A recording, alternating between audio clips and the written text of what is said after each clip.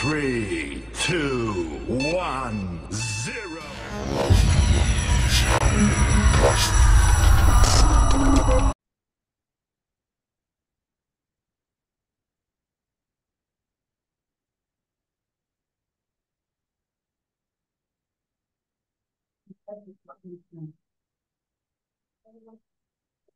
Sudah selesai merekamnya. Sudah mulai, Pak. Bismillahirrahmanirrahim. Assalamualaikum warahmatullahi wabarakatuh. Waalaikumsalam warahmatullahi wabarakatuh. Untuk memulai ujian ini, Pak Hasbi silakan membaca surat Al-Maidah ayat 1 sampai 5.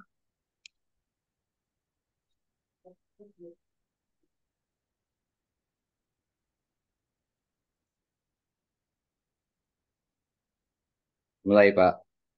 Silakan. A'udzu billahi minasy syaithanir rajim. Bismillahirrahmanirrahim. Ya ayyuhallazina amanu awfu bil uqud. Uhillat lakum bahimatul an'ami illa ma yutla alaikum ghaira muhillis soidi wa antum hurum. Innallaha yahkumu ma yurid. Ya ayyuhallazina amanu la tuhillu sa'irallahi wala syahral haram. ولا الشهر الحرام ولا الهدي ولا القلائد ولا آمين البيت الحرام يبتغون فضلا من ربهم ورضوانا وإذا هللتم فاصطادوا ولا يجرمنكم سنآن قوم أن صدوكم عن المسجد الحرام أن تعتدوا وتعاونوا على البر والتقوى ولا تعاونوا على الإثم والعدوان واتقوا الله إن الله شديد العقاب حرمت عليكم الميتة والدم ولحم الخنزير وما أهل لغير الله به والمنخنقة والموقوذة والمتردية والنطيحة وما أكل السبع إلا ما زكيتم وما ذبح عن النصب وأن تستقسموا بالأزلام ذلكم فسق اليوم يئس الذين كفروا من دينكم فلا تخشوهم واخشون اليوم أكملت لكم دينكم وأتممت عليكم نعمتي ورضيت لكم الإسلام دينا فمن اضطر في مخمصة غير متجانف الإثم فإن الله غفور رحيم يسألونك ماذا أهل لهم قل أهل لكم الطيبات وما علمتم من الجوارح مكلبين يعلمونهن مما Mukallibina tu'allimuna. تعلمونهن مما علمكم الله فكلوا مما أمسكنا عليكم واذكروا اسم الله عليه واتقوا الله إن الله سريع الحساب اليوم أحل لكم الطيبات وطعام الذين أوتوا الكتاب حل لكم وطعامكم حل لهم والمحصنات من المؤمنات والمحصنات من الذين أوتوا الكتاب Utul kitab min qablikum iza ataitumuhunna ujurahunna muhsinina ghaira musafihina wala muttakhizi ahdan wa may yakfur bil imani faqad habita amalu wa huwa fil akhirati minal khasirin. Sadaqallahul azim. Barakallah. Selanjutnya Pak Ismi Iya, Pak. ditulis eh, surah Al-Maidah ayat. Ayat 1.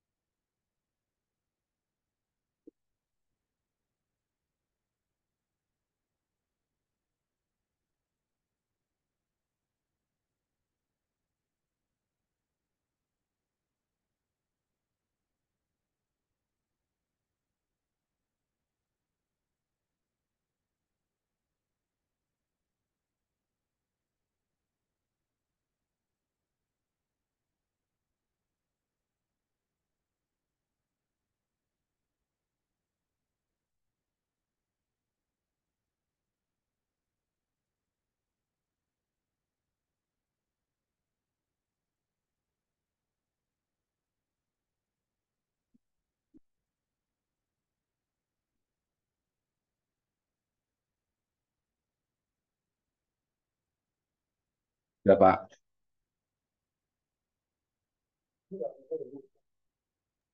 Pak Ismi ditunjukkan pelan-pelan Pak, pelan-pelan. Udah, Pak. Ah, belum terlihat, belum terlihat. Oh, kayaknya di foto saja pas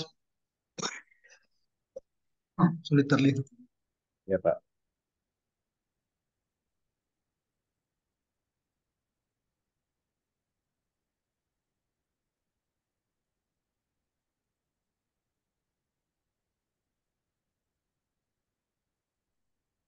Sudah Basmi. Ya, kirim, Pak. Ya, kirim.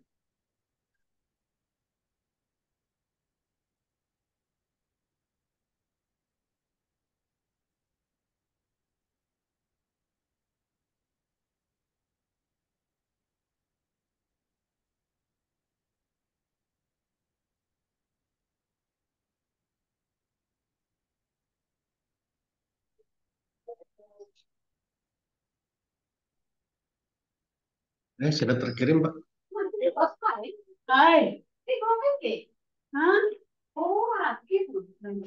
Basmi kita mulai saja ya. Iya, Pak. Di Bangka. Waktu mengikuti perkuliahan pendalaman materi itu ada berapa modul, Pak? Di awal, Pak, sebelum lo ke karya, Pak. Ada berapa modul? Ada 10, Pak. Oh, yang pedagogik berapa modul? 3, Pak. 4. 4, Pak. Kalau yang profesional yang berkaitan dengan SKI berapa modul?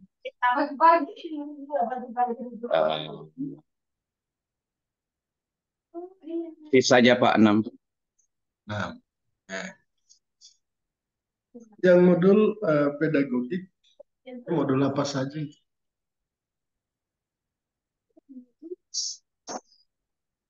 Lupa, Pak. Teori Belum. belajar, teori belajar dan pembelajaran, ada evaluasi pembelajaran, ada perkembangan peserta didik, dan ada pengembangan profesi guru. Ada 4. Nah, kalau modul profesional, Yang saya SKI, modul SKI mulai dari apa? periode sebelum Islam, masyarakat Arab sebelum Islam, Masyarakat tasawuf sama Islam, terus kemudian masyarakat periode Khulafaur Rasyidin, periode Rasulullah. periode Rasulullah, Setelah itu, kemudian periode Khulafaur Rasyidin, selanjutnya Khulafaur pasca Khulafaur Rasyidin, periode Bani Umayyah oh, Abbasiyah, Bani iya, Bani Umayyah dan Abbasiyah, Umayyah dan Abbasiyah, kemudian eh, periode Islam Islam Nusantara, Nusantara, terakhirnya Islam global. Islam. Saya mulai dengan pertanyaan berkaitan dengan teori-teori belajar dan pembelajaran. Apa yang dipahami tentang teori belajar behavioristik? Teori behavioristik itu teori belajar yang berfokus pada peran belajar, mempelajari perilaku manusia, Pak. Berkaitan dengan tingkah laku. Iya, perilaku stimulus. Iya, kita memberikan stimulus. Adanya stimulus dan respon. Respon. Siapa tokoh behavioristik? Ahli dalam teori behavioristik.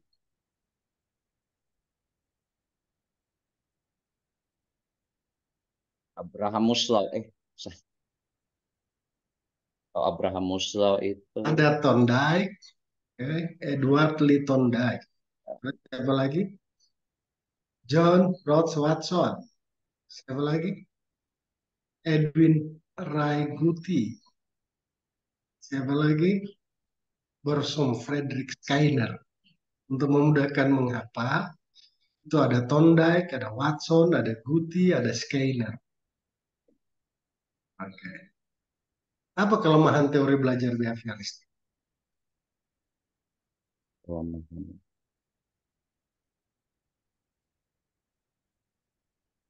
Ya. Bagaimana implementasi teori belajar behavioristik dalam pembelajaran SKI? Bisa dicontohkan? Behavior. Saya lanjutkan. Iya, Pak. Berikut teori belajar kognitif. Apa yang bahas dipahami tentang teori belajar kognitif? Kognitif itu teori belajar yang dilaksanakan individu, Pak. Kognitif. Kognitif itu apa, Pas? Mental. Perubahan tingkah laku. Kognitif. Bahasa. Pemikiran. Pengetahuan, kognisi. pengetahuan. Ya, kognitif itu berkaitan dengan ini pemikiran. Kognitif, Nah, pengetahuan. jadi modelnya dalam bentuk pemrosesan informasi. Jadi pada teori kognitif ini lebih menekankan pada kapan perkembangan kemampuan berpikir. Nah, oke. Siapa saja tokohnya?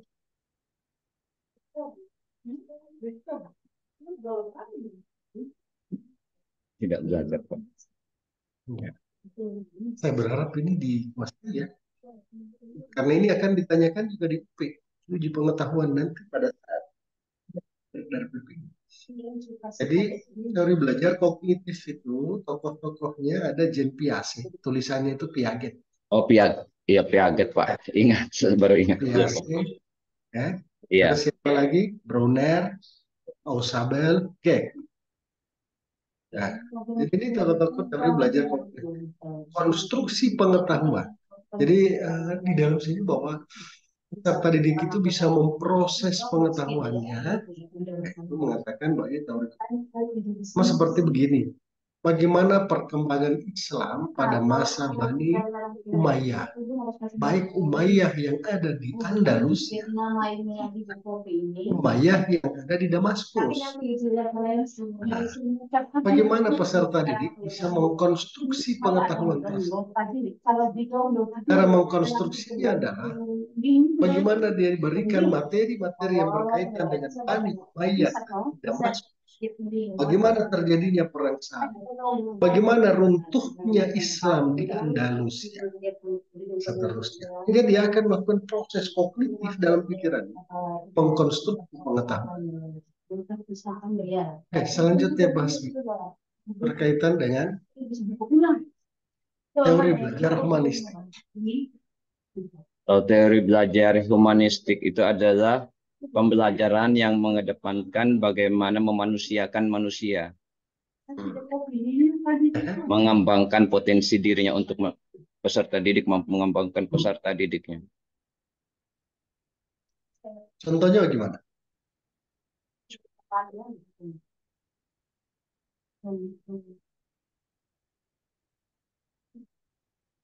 Contohnya di dalam pembelajaran SKI.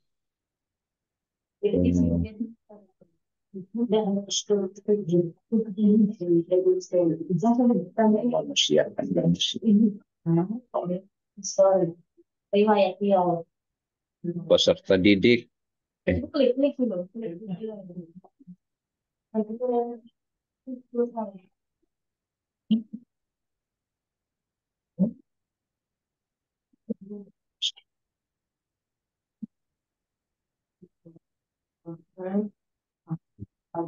Jadi teori belajar humanistik itu ini sebetulnya berasal dari aliran humanisme. Bagaimana pandangan aliran humanisme ini? Jadi berusaha melihat dari sudut pandang pelakunya, peserta didik. Bukan dari kita. Bukan dari kita sebenarnya mengamati perilaku peserta didik. Bukan begitu. Tapi bagaimana pelaku itu sendiri di dalam pembelajaran atau di dalam mengembangkan dirinya. Nah, siapa saja tokohnya, Pas? Yang saya ingat itu Abraham Maslow, Pak. Selanjutnya. Kalau tidak salah. Kalau Oke, ada Rogers, terus siapa lagi? Combs, Arthur Combs, siapa lagi? Abraham Maslow. Maslow ya, yang Abraham Maslow, gimana teorinya Abraham Maslow? Tadi kan sudah tahu sampai ada yang Apa teori besarnya Abraham Maslow? Teori besarnya adalah teori kebutuhan. Nah, teori kebutuhan, setiap individu itu, menurut Maslow, itu sih tahu. mulai dari kebutuhan dasar sampai kebutuhan jadi kebutuhannya tadi. Maksudnya dia menggunakan hierarki kebutuhan yang disebut dengan hierarchy of needs. Jadi ketika Pak Hasbi butuh sekarang makan, ya makan. Ketika butuh minum, ya minum dulu. Kira-kira begitu. Nah, ketika ada seseorang butuh akan rumah, papan, dan sandang pangan. maka itu dulu yang dipenuhi. Dia belum membutuhkan yang lain-lain. Jadi dia ketika butuh misalnya mobil, berarti kebutuhan-kebutuhan dasar sudah terpenuhi. Jadi Maslow itu memandang hierarchy of needs, kebutuhan berdasarkan pada apa yang dibutuhkan individu. Sama seperti sekarang Pak Hasbi ketika mengikuti PPG, maka yang Pak Hasbi butuhkan adalah bagaimana lulus di PPG. Mana pokoknya yang ini dong, itu saya ini. Jika kebutuhan itu terpenuhi, Tolong ada kebutuhan-kebutuhan yang lainnya baru ditagih. Kira-kira begitu. Jadi peserta didik kita ketika dia butuh belajar, maka kebutuhan akan belajar dulu dia penuhi, baru dia memenuhi kebutuhan untuk bermain. Baru dia mau minta makan, dia mau minta minum. Karena dia butuh dulu belajar. Jadi hierarki kebutuhan menurut Abraham Maslow ini berdasarkan pada kebutuhan manusia. Jadi ada kebutuhan psikologis, fisiologisnya ini apa? Ya, kebutuhan rasa aman, kebutuhan keselamatan, kebutuhan untuk diterima dan dicintai. Ini Maslow. Kebutuhan akan penghargaan. Setiap manusia juga butuh penghargaan, butuh eksistensi, butuh penghargaan. Yang berikut juga kebutuhan akan aktualisasi. Oke. Jadi ini tahapan-tahapan yang menurut Maslow dirumuskan menjadi Hierarki kebutuhan. Disebut hierarchy of needs. Pasbi setelah itu apa yang Pasbi pahami tentang teori belajar sosial? Iya Pak. Teori belajar sosial. Teori belajar sosial itu perluasan dari teori belajar behavioristik. Mana itu teori belajar sosial?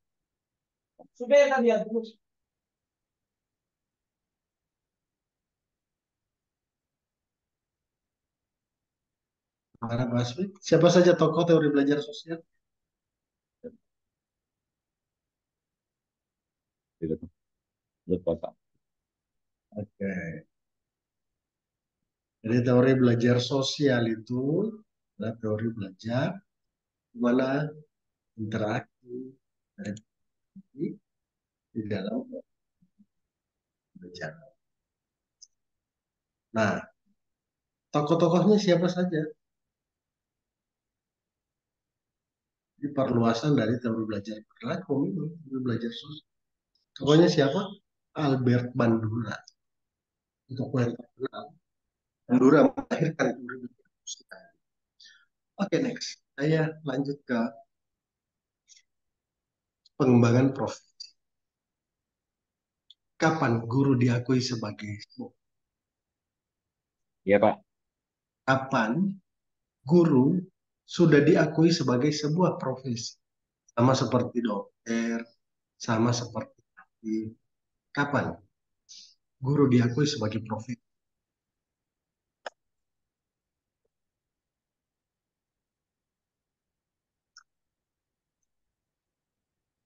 Sejak diberlakukannya undang-undang guru dan dosen.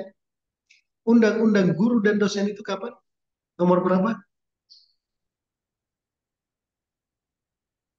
Asmi.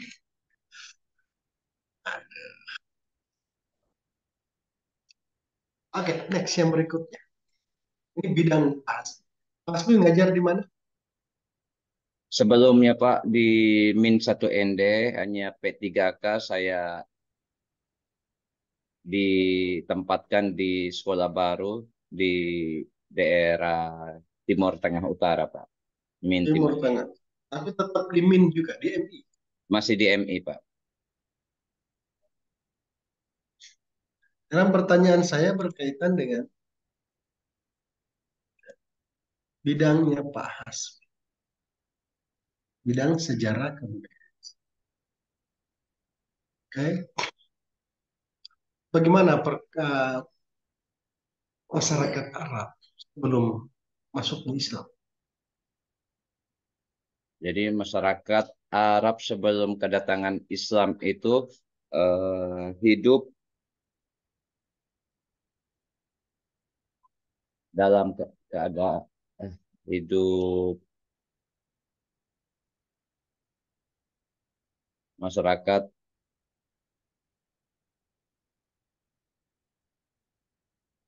Mana Pak Hasmi? dalam apa pada dikenal dengan hidup pada masa jahiliyah di mana ya sering terjadi pertikaian karena masing-masing suku mengakui dengan mempunyai masing-masing suku dengan kabilahnya menganggap diri paling hebat dan agama pada masa masa Islam sebelum eh, sebelum eh, sebelum Islam Arab sebelum Islam itu ada yang sudah menyembah Allah tapi berupa agama Tauhid dan Nasrani. Ada juga yang menyembah pagan yang seperti menyembah api, matahari, gitu. Ah, sekarang saya mau banyak menanyakan kepada tentang perkembangan kebudayaan Islam pada masa Khulafa Rasyidin. Ada berapa Khulafa Rasyidin? Ada 4 Pak. Ada 4. Oke, siapa saja? Khalifah Abu Bakar As-Siddiq, Khalifah Umar bin Khattab, Khalifah Utsman bin Affan, dan Khalifah Ali bin Abi Thalib. Oke. Di masa Khalifah Abu Bakar As-Siddiq, di masa Khalifah Abu Bakar Siddiq, kenapa tidak terjadi pengumpulan mushaf? Karena pada masa Abu Bakar As-Siddiq lebih berfokus kepada ketika Rasulullah wafat itu banyak terjadi banyak yang kembali kepada agama nenek moyang mereka dan juga terjadinya nabi palsu sehingga banyak tugas Abu Bakar berusaha untuk meredam ini semua, Pak. Oke. Apa dalil yang paling kuat terhadap itu? Tidak terjadinya pengumpulan mushaf Al-Quran? Di samping tadi, banyaknya yang murtad, banyaknya nabi-nabi palsu, tapi apa dalil yang paling kuat menurut Abu Bakar? Tidak ada perintah dari Rasulullah sehingga itu tidak dilakukan. Oh iya, Oke, iya, Pak. itu dalilnya yang paling kuat. Mungkin tadi banyak murtad, banyak nabi palsu. Pada masa Khulafaur Rasyidin yang mana mushaf Al-Quran dikumpulkan? Kalau masa pengumpulannya, Pak, itu pada masa Umar bin Khattab, tapi kalau penulisannya di masa Utsman bin Affan. Mushaf. Kira-kira masih ingat metode dakwah Abu Bakar Siddiq? Metode dakwah Abu Bakar As-Siddiq yang pertama itu kalau itu bil bilisan yaitu dengan ceramah ya.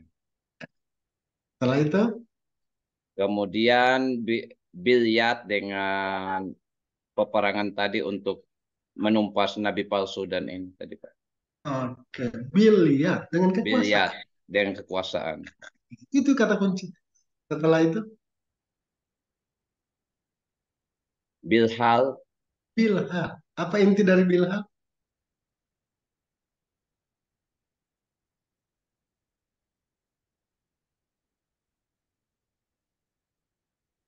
Apa inti dari bilha?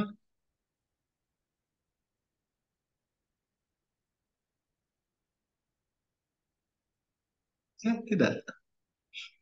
Inti dari bilhal nanti merealisasikan politik dan kebijakan negara dengan menunjuk sejumlah sahabat. Termasuk di dalamnya adalah membuat Baitul Mal. Lebih kepada apa Baitul Mal? Kesejahteraan. kesejahteraan.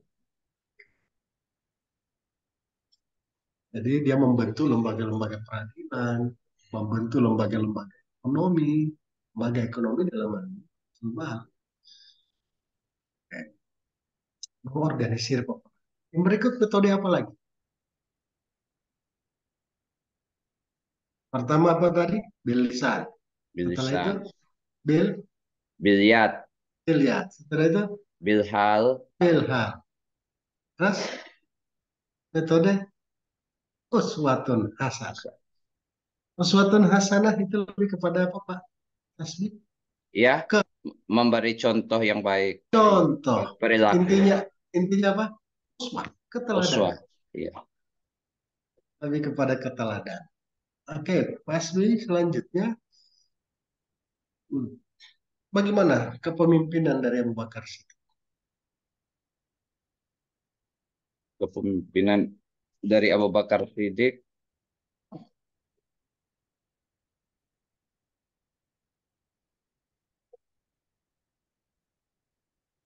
Oke, saya lanjut saja ke khalifah berikutnya. Khalifah berikutnya siapa? Khalifah Umar bin Khattab. Hah? Umar Oke, bin Khattab. oke. Terus gimana kepemimpinan dari Umar? Umar bin Khattab sebelumnya dikenal dengan seorang yang pemberani, tapi Yes. ketika diangkat menjadi khalifah, beliau lebih mengedepankan perilaku dengan mencontohkan uswatun hasanah tadi, Pak. Uswatun hasanah. Iya, Lebih mengedepankan mengedepankan, iya, musyawarah musyawarah. untuk mufakat. Oke. Sehingga Amirul Mukminin pada masa Umar bin Khattab dia selalu menanamkan perasaan bahwa mereka adalah guru yang menunjukkan ke jalan kebaikan, menyelamatkan dari kesengsaraan hisab di akhirat. Kayak, inilah yang metode-metode musyawarah kayak yang dilakukan oleh Umar bin. Bahkan kekayaannya disumbangkan untuk perluasan. Daerah. Yang berikutnya Pak, khalifah berikutnya Khalifah Utsman bin Affan, Utsman bin Affan. Gimana kepemimpinan? kepemimpinannya kalau dari yang saya pelajari Pak, untuk Khalifah Utsman bin Affan dikenal dengan kedermawanannya, tapi banyak yang dari umat Muslim sendiri dan sekitarnya itu tidak senang dengan kepemimpinan Utsman bin Affan.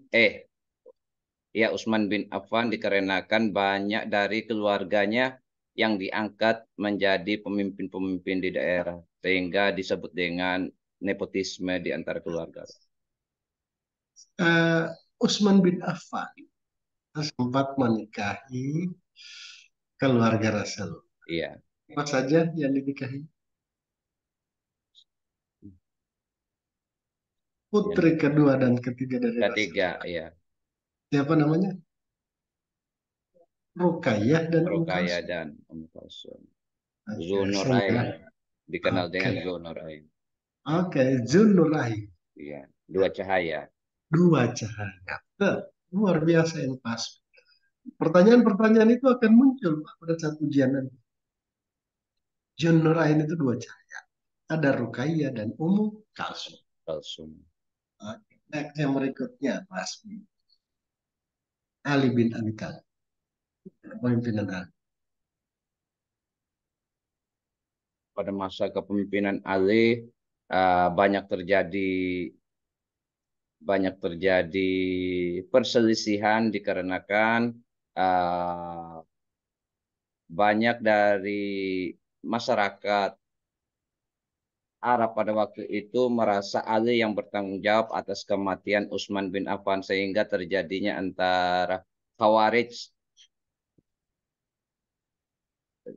sehingga terjadi dari tiga kelompok Khawarij, ada yang mendukung Utsman bin Affan menuntut atas kematian Utsman bin Affan dan pendukung Ali sendiri. Apa pidato yang terkenal dari Khalifah Ali? Setelah terjadinya pembunuhan Utsman bin Affan, terjadi kegentingan di dunia Islam. Dalam pidatonya yang luar biasa sampai sekarang. Di masyarakat Iran sendiri, kelompok Syiah, pidato itu sampai sekarang itu dipegang teguh. Apa kira-kira isinya? Tetap berpegang teguh kepada Al-Quran dan Sunnah Rasul, taat dan bertakwa kepada Allah, serta mengabdi kepada negara dan sesama manusia, saling menghormati di antara sesama Muslim dan umat lain. Ini yang paling dipegang oleh teman-teman Syiah. Terpanggil untuk berbuat kebaikan, taat kepada Allah. Taat dan patuh pada pemerintah inilah yang dijadikan sebagai simbol pemerintahan pada saat. Memang pemberontakan terjadi yang dipimpin oleh siapa? Kalau masih diingat, Ali menghadapi pemberontakan oleh Talha, Jubair, dan Aisyah sendiri di Rasulullah. Apa nama perang waktu itu? Perang Unta atau perang Perang Jamal. Jamal. Iya. Ya, jadi perang Jamal itulah Ali mengalami masa-masa kritis karena orang di seputaran dia sampai-sampai beberapa gubernur itu dipecat yang dulu diangkat oleh Umar. Ya, segera di dalam histori ini, di dalam sejarah ini yang harus banyak kita ya, karena Pak, pemerintahan di masa Khulafaur Rasyidin kita kenalkan sampai Khulafaur Rasyidin yang keempat, Ali bin sudah itu kan sudah membentuk uh, kelompok-kelompok Dinasti-dinasti. Muslim ya, yang kita kenal dengan Bani. Bani. Ya. Dinasti. Nah, sekarang saya mau tanya sama, apa bedanya Bani Umayyah di Damaskus dan Bani Umayyah di Andalusia? Silakan. Bani Umayyah di Damaskus dan Bani Umayyah di Andalus. Tahu nggak Pak Hasbi, Damaskus itu di mana? Damaskus di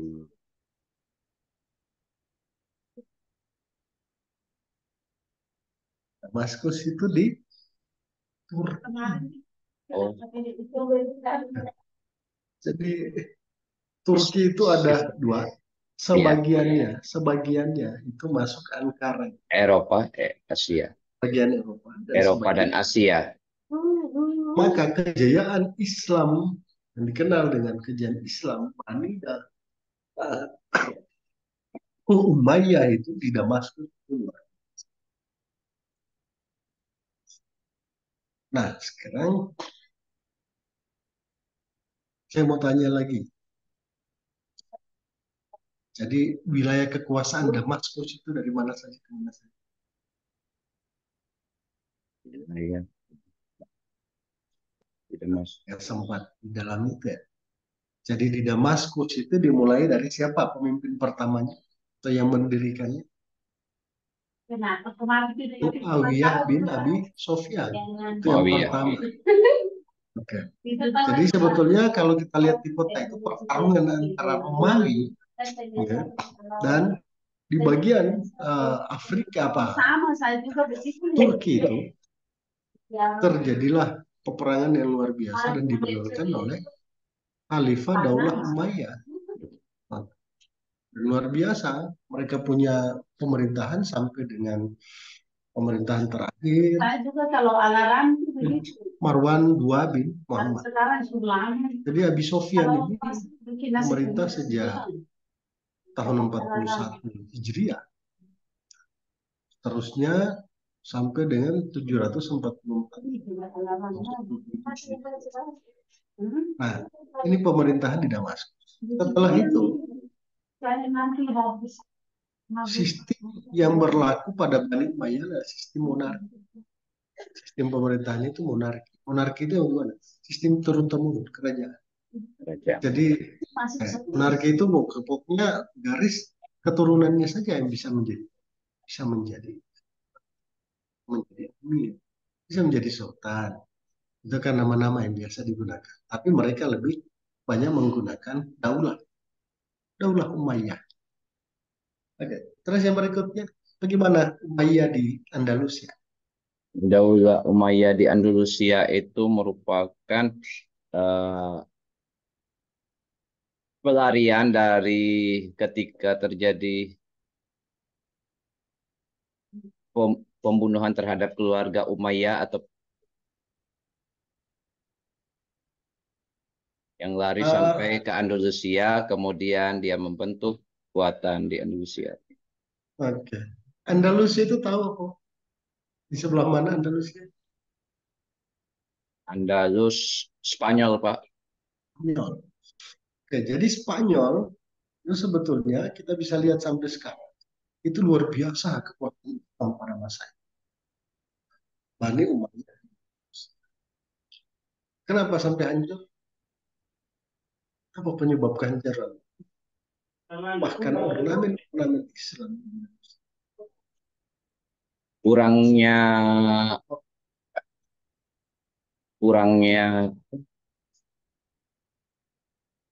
antara wilayah-wilayah Islam di sekitar. Jadi Andalusia hanya paling berdekat dengan wilayah Afrika ketika terjadi penyerangan. Dukungan dari wilayah-wilayah Islam lainnya. Sehingga berdiri sendiri. Akan berdiri sendiri di Andalusia itu. Selain dari kekeluargaan tadi. Ya. Jadi memang pusat pemerintahannya kan di Emirat Cordoba. Nah, kalau kita lihat itu di Spanyol itu ada satu pemerintahan itu di Cordoba, sebagian ke bawahnya Spanyol apa Madrid, ke atasnya sedikit itu kita lihat ada Barcelona. Ini memang dinasti Umayyah di kawasan Andalusia. Itu terakhir itu berakhir di tahun 929. Nah, kehancurannya karena apa? Tadi, kenapa kira-kira? Kalau kita melihat dari artefak-artefak peninggalan, kita melihat ada Masjid Cordoba dan Universitas Cordoba. Itu luar biasa peninggalan. Nah, ini menjadi hasanah kejayaan Islam pada masa itu. Namun kenapa sampai hancurnya mereka? Karena memang apa namanya pertentangan internal, terus juga perancangan tidak menyatunya Iya, Pak. juga. Oke, yang berikut juga ada beberapa pejabat negara. Oke, ini berkhianat. Ini terpecah-pecah. Jadi dengan kerajaan atau pemerintahan permintaan. Yang paling menonjol itu kemunduran Islam di Andalusia, konflik Islam dan Kristen. Jadi apa namanya, paling banyak karena kekuasaan. Orang Islam itu ya, berafiliasi dengan apa namanya, mereka yang ada di penguasa-penguasa Kristen, sehingga kita juga hancur. Itu terjadi pada abad ke-11. Yang berikutnya apa lagi? Ada ideologi pemersatu. Jadi Umayyah di Spanyol itu tidak ada lagi menempatkan kuat. Dia Spanyol itu bukan Arab. Spanyol itu bukan Arab. Sehingga dianggap mereka bukan penerus. Ini yang terjadi. Memberi juga kesulitan ekonomi. Nah, jadi pasti Ya Pak. saya mau bertanya lagi tentang Islam atau di masa Bani Abbasiyah. Apa yang bisa pas dikomentari tentang Bani Abbasiyah?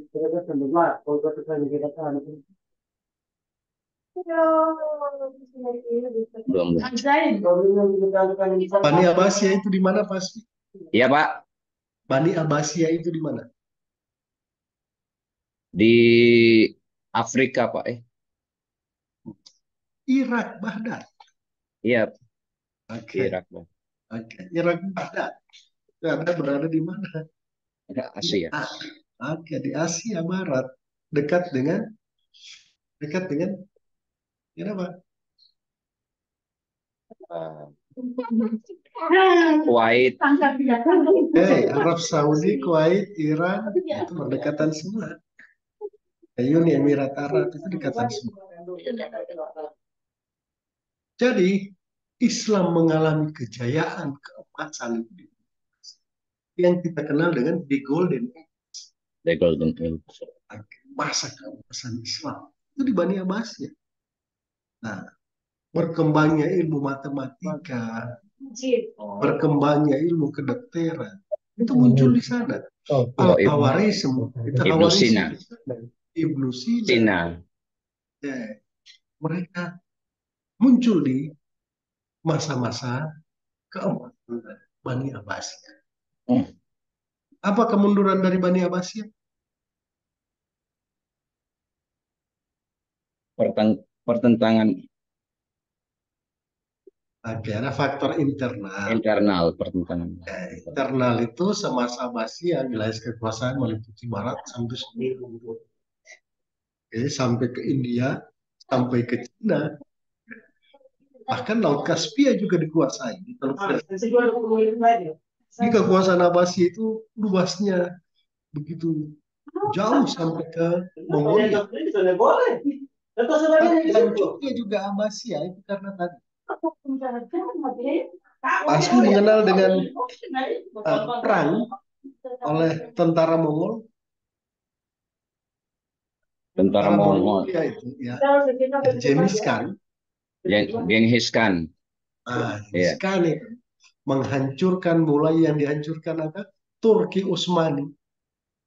Yang ada di Turki Utsmani yang tadi setelah itu dia naik ke atas ke Khalifah Abbasiyah. Dihancurkan semua. Karena apa? Tadi kelemahan. Faktor internal. Ya, yang berikutnya terjadi perang salib.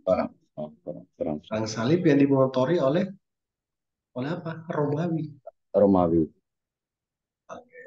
Kanjeng itu sampai sekarang pun masih serangan bangsa Mongol. Oke, kira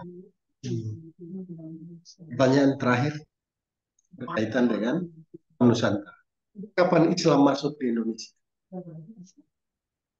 Sekitar abad ke-6 Pak. Ke-9. Oke, Pasmi. Ada 4 teori yang menyatakan Islam masuk. Apa saja teori yang menyatakan itu? Ada teori Arab, ada teori Persia, ada teori Gujarat, dan ada teori Cina. 4 teori itu masing-masing punya dalil yang kuat. Kapan Islam masuk di Nusantara? Oke. Pasmi masih ingat tentang teori Gujarat? Menurut teori Gujarat, Islam masuk ke Indonesia abad keberapa? Nanti dibaca-baca aja lah. Sepertinya Iya, Pak. Pak. Saya Ada teori Gujarat itu atau teori ini ya menyatakan Islam masuk ke Indonesia. Oke. Jadi ada disebut dengan Gujarat, Kambai, Malabar, Koramdel, Bengal, Napel. Ini berdasarkan Profesor Melayu dari Universitas Leiden, Belanda, yang menyatakan bahwa Islam datang ke Indonesia bukan berasal dari Arab, tetapi berasal dari India, terutama dari pantai barat. Jadi, ini banyak bukti-buktinya. Itu teori Gujarat. dari Gujarat. Ada juga teori Arab. Mekah, teori Dari Arab. Makkah, iya. Dengan ditemukannya kuburan yang ada di Aceh, Oh, benar. pembawa yang berdagang dengan cara berdagang. Jadi ini lebih kepada sistem perdagangan. Jadi para pedagang Arab terlibat aktif dalam penyebaran Islam ketika mereka dominan di bagian barat dan timur. Itu terjadi pada abad keberapa? 7 dan 8 Masehi. Ketujuh. Maka teori Arab ini menyatakan bahwa Islam masuk ke Indonesia abad ke-7. Oke, kalau tadi teori Gujarat mengatakan abad ke-11. Tapi kalau teori Arab itu abad ke-7. 7. Berikutnya teori Persia. Persia tahu nggak? Persia itu di mana, Pak? Persia itu Iran. Jadi ingat, Persia itu Iran. Nah, apa bukti-buktinya bahwa Islam masuk lewat ini teori Persia? Banyak ajaran-ajaran di Indonesia, khususnya dilakukan oleh Sesi Tiena. Seperti apa itu? Berjanji. Oh, berjanji itu. Tempatnya juga dari Oh, Iran, Persia. Jadi sama persis. Itu menyatakan bahwa juga ya Islam masuk Persia. Apalagi bukti-buktinya? Perayaan Asyura. Itu juga perayaan yang dari sana. perayaan Asyura. Asyura itu kapan, Pak? Peringatan Asyura 10 Muharram. 10 Muharram. Oke, itu sebetulnya yang dilakukan oleh kaum Syiah. Jadi ketika wafatnya Husain bin Abi Thalib, Husain. di mana? Di Karbala. Karbala. Oh, maka ini diperingati setiap 10 Muharram. Dan itu di Indonesia dilakukan. Sehingga dikatakan bahwa Islam masuk di Indonesia itu berdasarkan yang tadi. Ada berjanji, ada perayaan Asyura. Oke, berikut teori Cina. Teori Cina, kita coba lihat bagaimana Islamisasi di Indonesia. Kalau Pak Hasbi mendalami lebih jauh, banyak para wali Songo, itu ternyata juga keturunan Cina. Kita tidak boleh marah-marah juga sama Cina. Seperti siapa? Sunan Ampel, Raden Rahmat. Nama aslinya apa? Bong Sui Ho. Oh, Nama aslinya Bong Sui Ho itu Raden Rahmat atau Sunan Ampel. Siapa lagi? Raden Fatah. Nama aslinya siapa? Chin Bun. Itu keturunan Cina. Cuman karena kita terlalu memarahi Cina. Jadi sebetulnya Islam di Indonesia, khususnya lewat para wali Songo itu mereka keturunan Cina. Tapi Cina yang mana dulu ya? Kira gitu. Itu berarti Sunan Ampel, itu kan Raden Rahmat. Raden Itu Rahmat. namanya sebetulnya aslinya Bongsi. Makanya masjid-masjid di Demak itu coba lihat seperti yang ada di Cina, modelnya, atapnya itu Iya, seperti ya. tumpeng, ya. Nah, kelihatannya kan seperti itu. Nah, itu mereka keturunan-keturunan. Gantung. Nah, oleh karenanya itu pengertian terhadap sejarah. Pak Hasbi juga pernah mendengar tentang Cheng Ho. Iya, Tahu Cheng Ho kan? Panglima Cheng Ho. Panglima Laksamana Cheng. Laksamana Cheng. Nah, ini sebetulnya kalau kita merujuk ke sejarah lebih jauh lagi, ini sebetulnya pada saat eh, kekuasaan Sriwijaya di Pulau Jawa itu. Jadi sudah ada afiliasi dengan keturunan Raja Arab. Tapi Raja Arab ini sebetulnya dia juga berafiliasi dengan Cina. Namanya Teh Cheng Si. Nah, yang belakangan memimpin kerajaan Kalingga yang disebut dengan Ratu Sima. Jadi Ratu Sima jika bakal menjadi Raja Demak keturunannya dari Kalingga itu Cina. Dia boleh marah-marah banget sama orang Cina. Karena Cina juga ikut menyebar luaskan di Nusantara. Tapi kadang-kadang juga mereka penguasaan terhadap ekonomi itu yang membuat masyarakat kita jadi mereka menjajah ekonomi sehingga masyarakat lokal ikut marah. Apapun yang mau disampaikan tentang kebenaran, tapi semakin terus oleh kekayaan kita akhirnya mereka meninggalkan luka yang dalam. Bahkan sekarang tidak lagi meninggalkan, itu menjadi imperialis ekonomi. Kita tidak boleh marah-marah banget, tapi juga kita tidak boleh membiarkan itu. Ya, Pak. Saya kira begitu. Oke, Pak Asmi, terima kasih. Sekarang Pak Asmi praktekkan cuplikan pembelajaran. Baik. Mulai, Pak. Baik. Assalamualaikum warahmatullahi wabarakatuh. Apa kabar anak-anak? Alhamdulillah. Baiklah, sebelum kita mulai pelajaran kita pada pagi hari ini, marilah kita awali dengan berdoa. Semoga apa yang kita pelajari pada pagi hari ini bermanfaat dan mendapat berkah dari Allah Subhanahu wa Ta'ala. Untuk itu, saya persilakan kepada Nak Ahmad untuk memimpin doa kita pada pagi hari ini. Terima kasih kepada Nak Ahmad yang sudah memimpin doa pada pagi hari ini. Selanjutnya, Pak akan mengabsen untuk siswa yang Pak sebutkan namanya.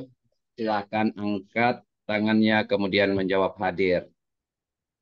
Ahmad Faisal, Aziza. Alhamdulillah semuanya hadir pada pagi hari ini dan bisa mengikuti pelajaran sejarah kebudayaan Islam pada pagi hari ini. Baik, anak-anak, apakah kalian pernah mendengar dengan kata kematian? Pernahkah anak-anak tahu apa itu arti dari kematian?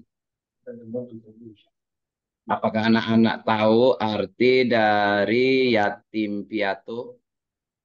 Iya. Nah, dari apa yang Pak paparkan tadi, ada keterkaitan kita dengan materi yang akan Pak ajarkan pada pagi hari ini. Nah, untuk itu silakan anak-anakku perhatikan ke layar di depan. Pak akan menyampaikan materi, Pak akan menjelaskan materi. Untuk itu, anak-anak semua tolong perhatikan dengan konsentrasi sehingga nanti di akhir pembelajaran Pak akan menanyakan dari materi yang sudah kalian perhatikan di layar yang Pak tampilkan ini.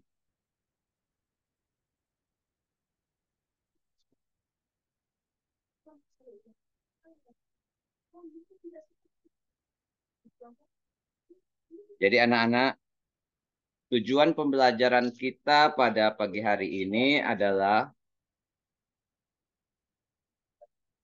menganalisis peristiwa-peristiwa penting menjelang akhir hayat Rasulullah Shallallahu Alaihi Wasallam untuk membangun pribadi yang sabar dan tangguh. Peristiwa-peristiwa menjelang wafatnya Rasulullah Shallallahu Alaihi Wasallam. Jadi anak-anak, sebelum Rasulullah Shallallahu Alaihi Wasallam berpulang ke rahmatullah, beliau sudah diperlihatkan oleh Allah Subhanahu Wa Taala, yaitu hampir semua wilayah Jazirah Arab telah menerima cahaya Islam. Orang-orang berbondong-bondong memeluk agama Allah. Agama Islam telah kokoh dan bendera-bendera tauhid telah berkibar di berbagai tempat, dan Mekah telah kembali kepada hakikatnya. Nah, peristiwa-peristiwa yang terjadi itu salah satunya yaitu dimulai dengan tanda-tanda wafatnya Rasulullah Shallallahu Alaihi Wasallam. Jadi tanda-tanda sudah terlihat, yaitu di antara tanda-tanda tersebut adalah ditaklukkannya kota Makkah, yaitu kita kenal dengan peristiwa Fatu Makkah. Kemudian masuk Islamnya tokoh-tokoh dari Bani Sakif di Taif. Kemudian kedatangan delegasi dan utusan negara-negara non-Islam menuju Madinah untuk memeluk Islam. Ada juga peristiwa yaitu biasanya Rasulullah Shallallahu Alaihi Wasallam itikaf pada bulan Ramadan itu biasa hari biasanya itu biasanya beliau lakukan hanya 10 hari, tapi di akhir-akhir hayat Rasulullah beliau lakukan selama 20 hari. Selanjutnya beliau melakukan haji wada. Nah, di sini Rasulullah mulai mempersiapkan diri untuk menaikkan ibadah haji yang terakhir dalam hidup beliau, yaitu dikenal dengan haji wada. Beliau mengajak kaum muslimin dari berbagai kabilah untuk menaikkan ibadah haji bersamanya.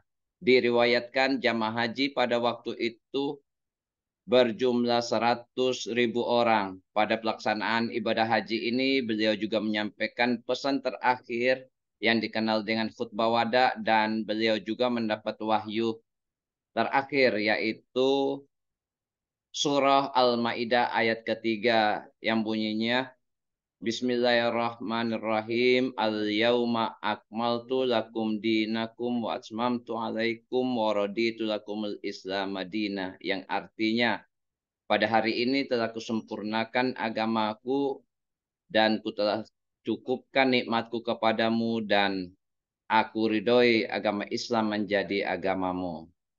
Tanda-tanda peristiwa-peristiwa selanjutnya yaitu Rasulullah Shallallahu Alaihi Wasallam sudah mulai merasakan sakit. Pada masa sakitnya beliau minta izin kepada beberapa istrinya untuk bisa dirawat di rumahnya Aisyah radhiyallahu anha. Pada tanggal 8 Rabiul Awal, Rasulullah keluar dan berkhutbah di hadapan umatnya. Beliau berwasiat, Taraktu fikum amroini lan tadillu ma tamassaktum bihima, kitaballah wa sunnatan nabi.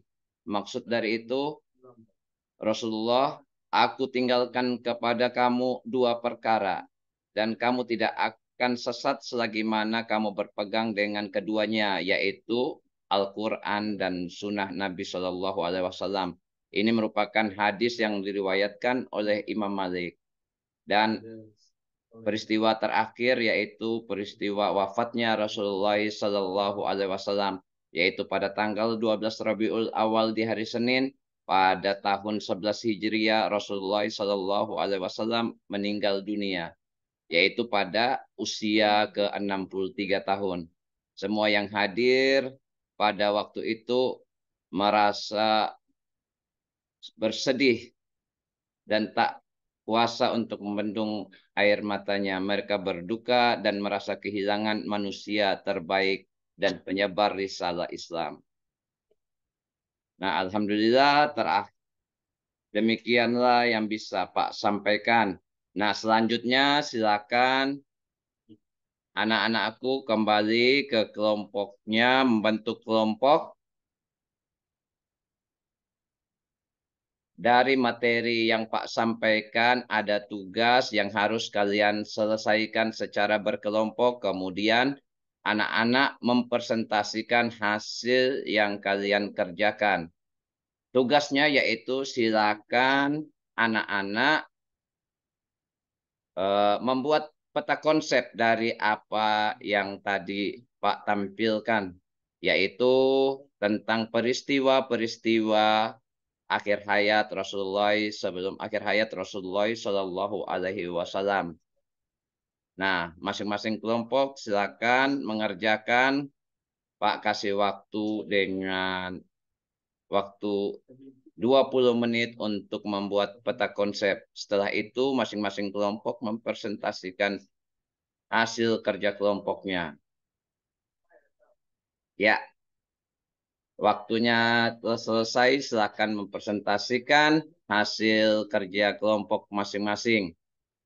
Setelah itu, silakan anak-anak perhatikan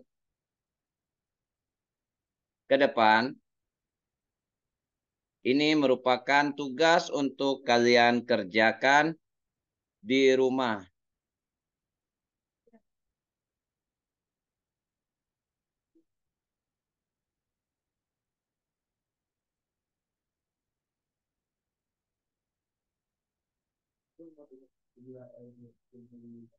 Ya,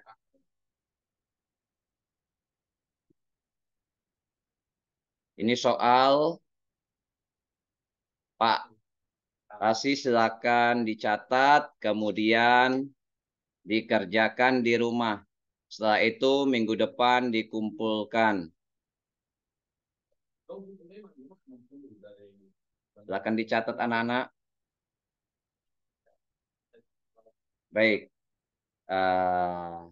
Karena waktu kita sudah sebentar lagi akan masuki waktu istirahat dan pelajaran kita akan berakhir.